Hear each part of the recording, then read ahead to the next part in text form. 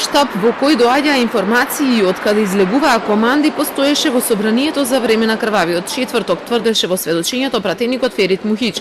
Тој бегајќи од нападите се сокрил во галеријата на салата 4. Оттаму можел да слуша човек облечен во црно кој бил во салата, но не можел да му го види лицето бидејќи се криел.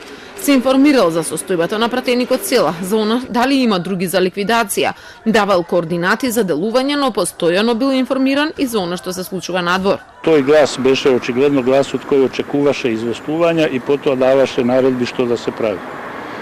Какви наредби даваа? Па ете, реков во таа смисла, појдете таму, видете, ова очекуваше извештај што е со овој или оној настан, потоа клучното беше кога навеста дека доаѓаат, цитирам, шиптарите со оружје, тој кажа проверете, ако е точно, поделимо оружје на луѓето.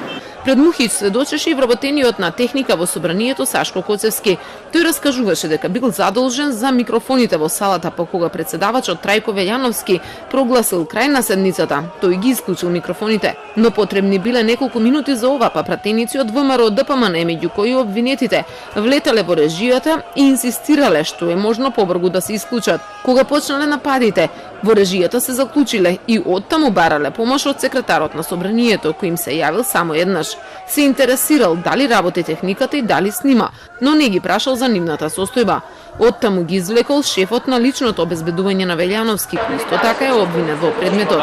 Инаку и Коцевски бил учесник на протестите, член на ВМРО ДПМН, кој како што рече работело како војска. Во партијата се шпекулираше дека Богдан Илиевски Бетмен работи поради финансиска поддршка, бидејќи претходно тој беше најгласен во плукањето против Никола Груевски. Дурловски пак никогаш немаше радикални говори, туку само ја пееше македонската химна. Инаку денеска адвокатот на Јохан Тарчуловски побара изземање на судиката Добрилака Царска, бидејќи била во роднински врски со некои од оштетените и била пристрасна. Со кој не кажа, но судот го одби барањето, бидејќи тие во моментов не се оштетени туку сведоци.